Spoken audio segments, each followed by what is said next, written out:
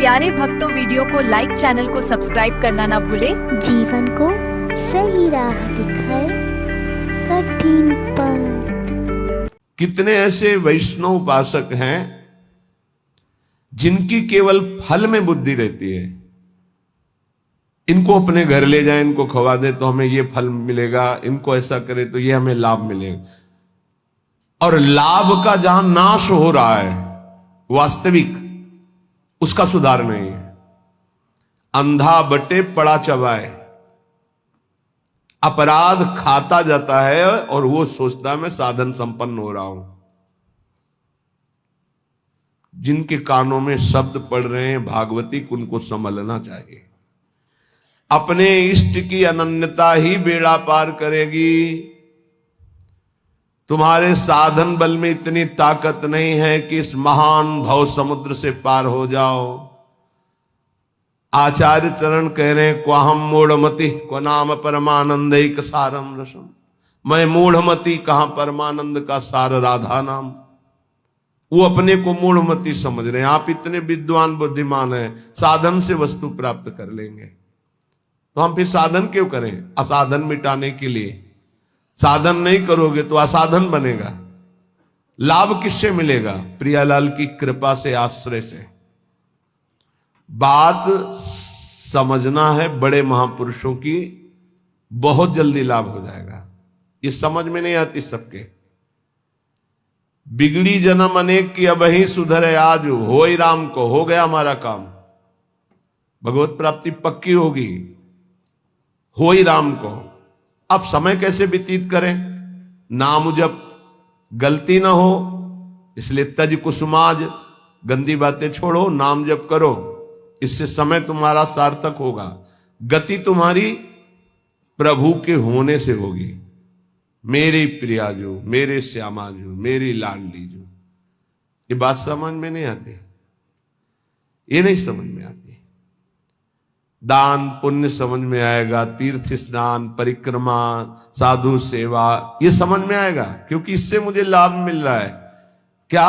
अहम को सुख मिल रहा है। मैं प्रति महीने इतना देता हूं, मैं प्रति महीने ये दान करता हूं, मैं ये करता हूं, ये करता हूं। ये हुआ अंधा बटा, और अहंकार रूपी पड़ा चबा रहा है, तुम्हारी समझ में नहीं आ रहा।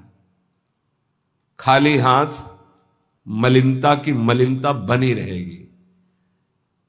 जिनको कृपा का परिचय मिला वो करे सबे अंग गुणहीन हो।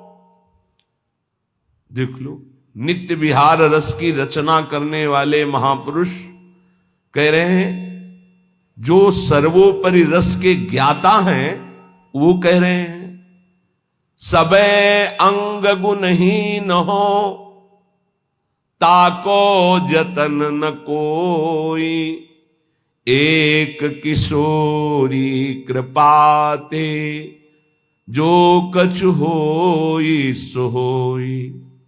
समस्त साधनों से हीन हूं, कोई दैवी संपदा का कोई गुणाभिमान नहीं।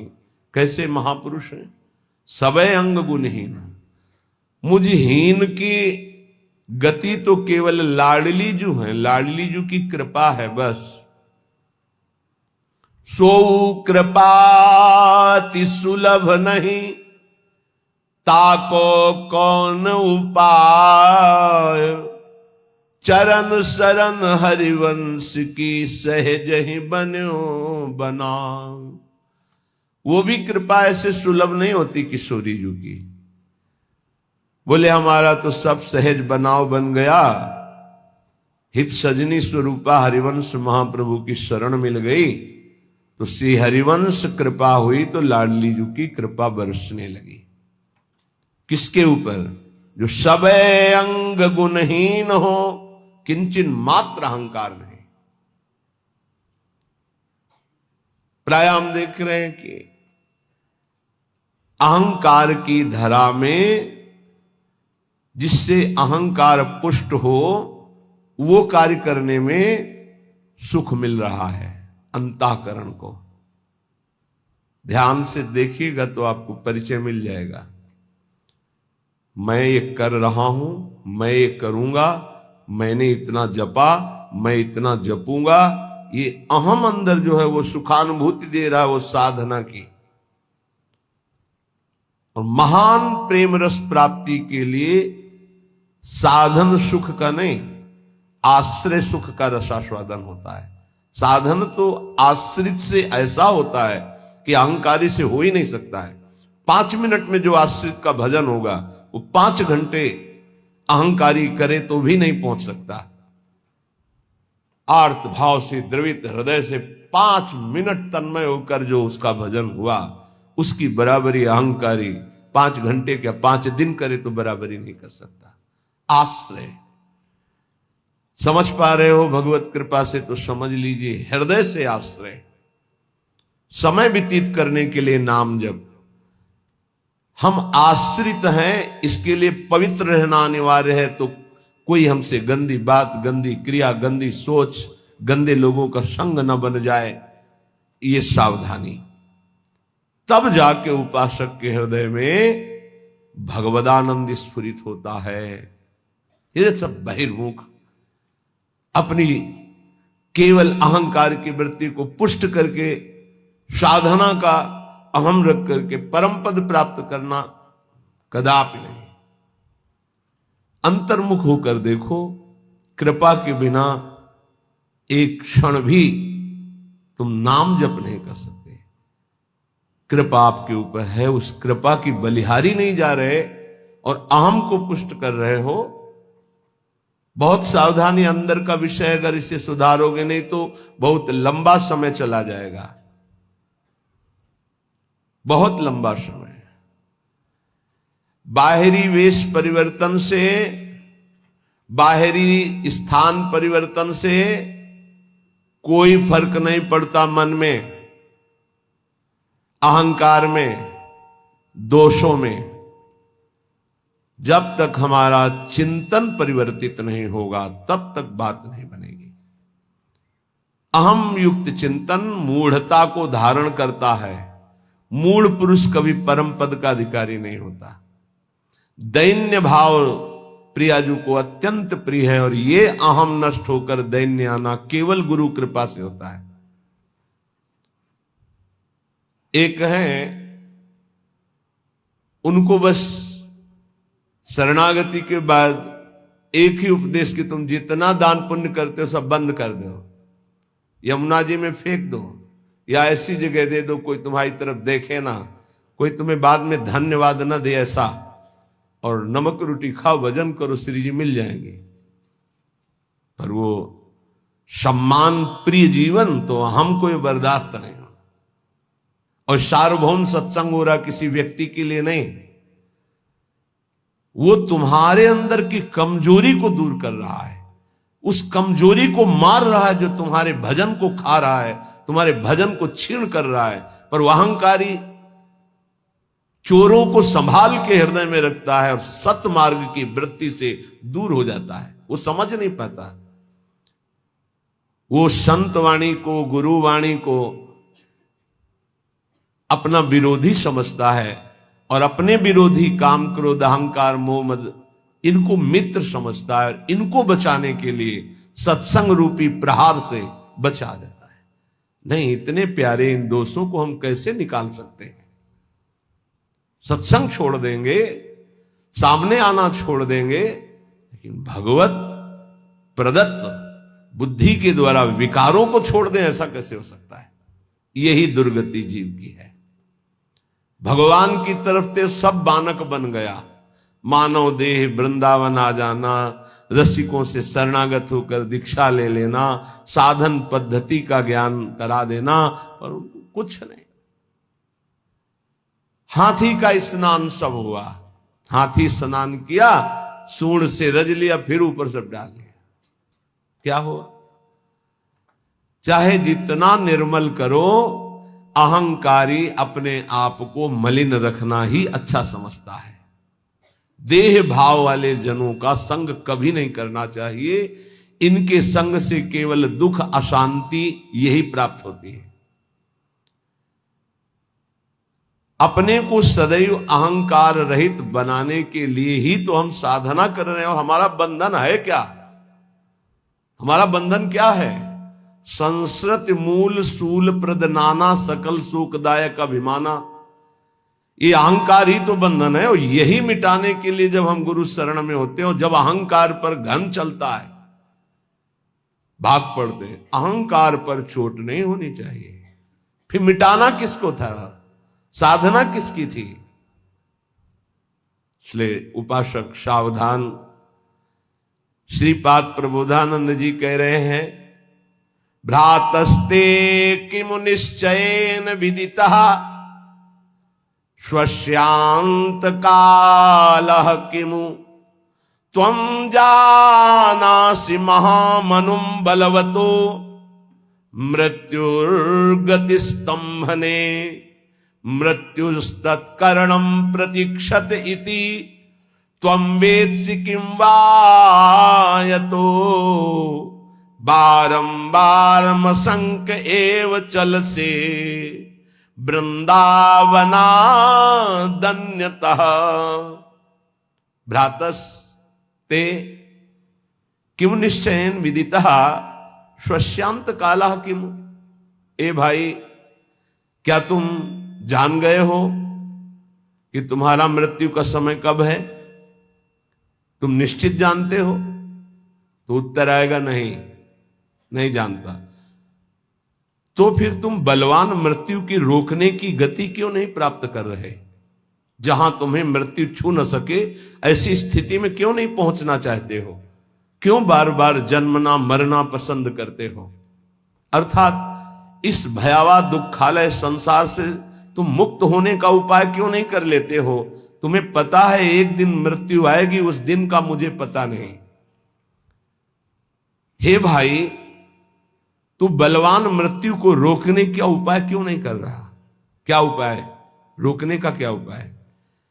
हमारी जो शरीर से तन्मयता है, तन्मयता हट जाए और प्रभु में तन्मयता हो जाए, तो जैसे सांप ने आक्रमण किया, कपड़ा उतार के फेंक दिया, वो उसी को काट रहा है, मेरे ऊपर कोई फर्क नहीं पड़ा। ऐसे ही हमारा कपड़ा है ये स्थूल देह। केवल स्थूल देह पर प्रहार होता है मृत्यु का। सूक्ष्म देह कारण और जीवात्मा ये पुनः नए शरीर को धारण करते हैं। स्थूल छूटता रहता है। श्रीपाद कह रहे हैं, जब तुम्हें अपनी मृत्यु का पता नहीं और मरोगे, तो तुम उपाय क्यों ऐसा नहीं कर लेते जिससे मृत्यु तुम्हें स्पर्श न कर पावे? जब तुम्हारी मृत्यु होगी तो तुम्हारा कुछ नहीं होगा इस मृत्यु लोक का। तो अपनी श्वासें ऐसी जगह क्यों नष्ट कर रहे हो जहां कुछ तुम्हें नहीं मिलेगा? कई बार प्रार्थना की है, मानो आपको एक ऐसे देश भेजा जाए जहां बहुत सब सुविधाएं मिल जाएंगी, खूब भोग भोगो, रुपया पैसा मकान सब, लेकिन वीजा है आपका, उसके तिथि तारीख पूर्ण होने पर आपको तुरंत वापस बुलाया जाएगा। जब वहां से वापस बुलाया जाएगा तो कुछ नहीं, कपड़ा भी उतरा लिया जाएगा। बोलो, ऐसे देश में रहना पसंद करोगे जाना? विचार करके देखो, कपड़ा भी उतरा लिया जाएगा, फिर देश से बाहर निकलो। चाहे जितना पुत्र पुत्री परिवार, रुपया पैसा, गाड़ी घोड़ा मकान सब एकत्रित कर लिया, लेकिन जब उस देश का वीजा खत्म होगा तो कपड़ा भी उतरा लिया जाएगा और आपको भगा दिया जाएगा। बोलो, ऐसे देश में रहना पसंद करोगे? राजी रहोगे? सब कोई कहेगा नहीं। तो ऐसे ही देश में तो रह रहे हो, इसी देश में रह रहे हो, इसका नाम मृत्यु लोक है। हर सुविधा, हर विधान, हर आपका किया हुआ संकल्प कार्य सब का सब आपका यहीं रह जाएगा। ये कपड़ा भी उतरा लिया जाएगा, स्थूल शरीर भी यहीं भस्म कर दिया जाता है, इसको भी नहीं ले जा सकते, छोड़, इसको भी छोड़ करके सूक्ष्म शरीर, कारण शरीर और जीवात्मा, ये पुनः आगे पुनरपि जननम पुनरपि मरणम पुनरपि जननी जठरे शयनम। आप विचार करो कि आप बुद्धिमान हो।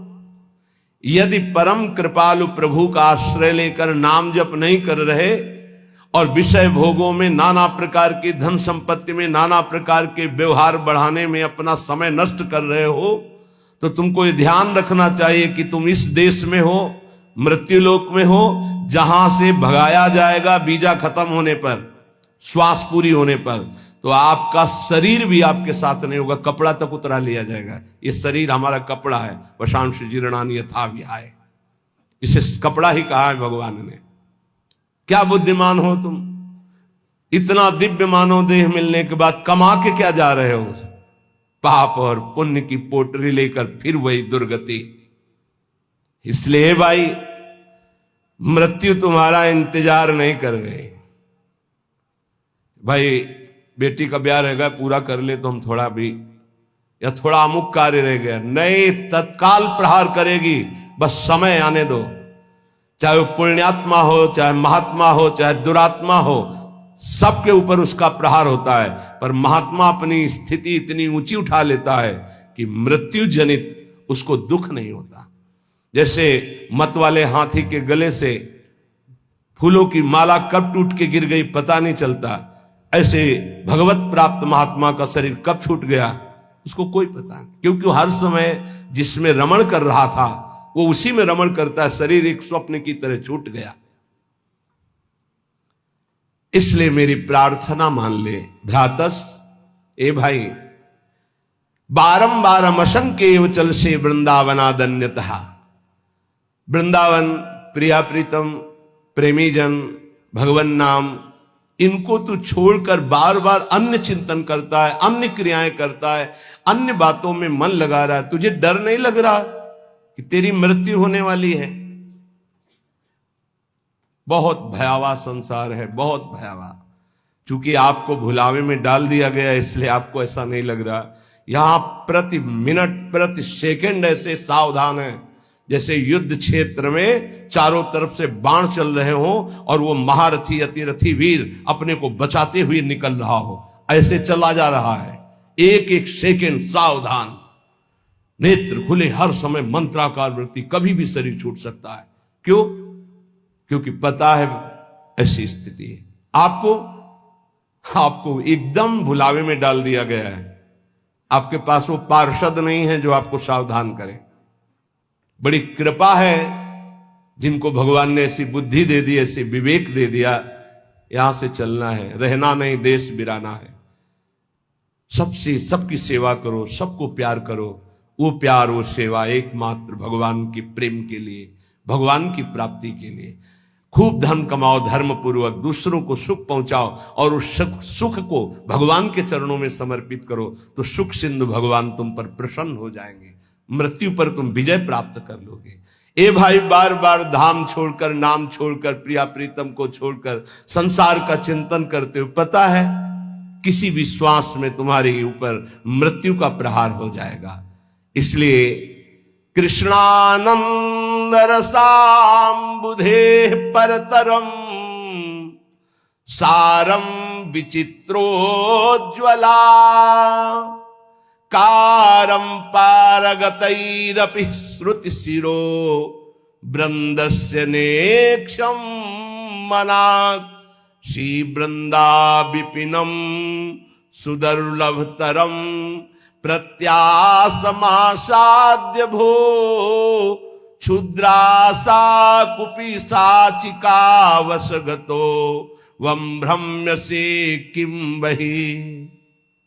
ए भाई, यदि वृंदावन तुम्हें आने को मिल गया, वृंदावन का एक भी घंटे आपने वास स्वीकार किया, यहां रहे एक घंटे भी,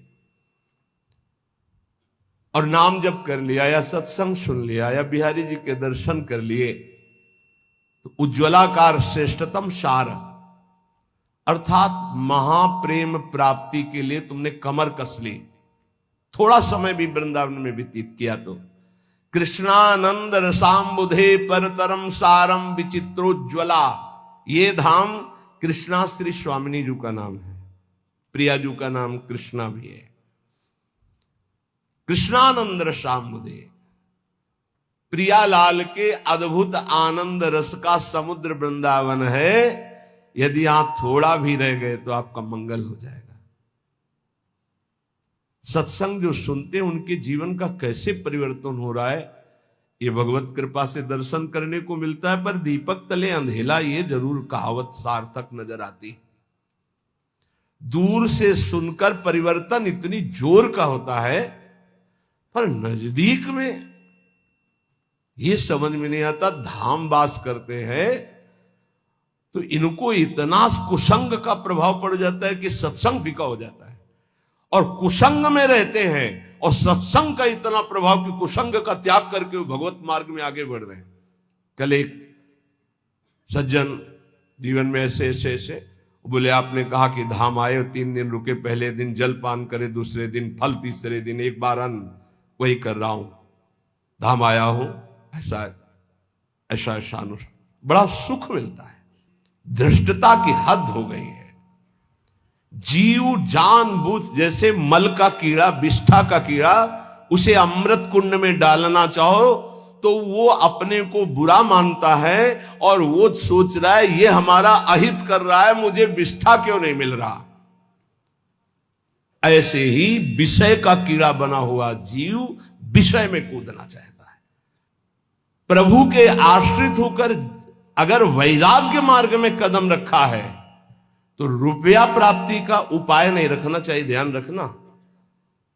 नहीं, बहुत कुछ हो सकता है। माया आपको पुनः उसी जगह स्थापित कर देगी जहां से निकलना चाहते हो।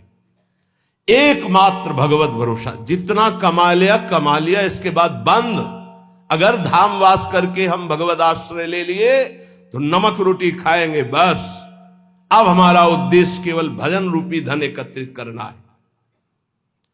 जो बेचारे रिक्शा चला करके जीवन गुजारते हैं उनको हम प्रणाम करते हैं।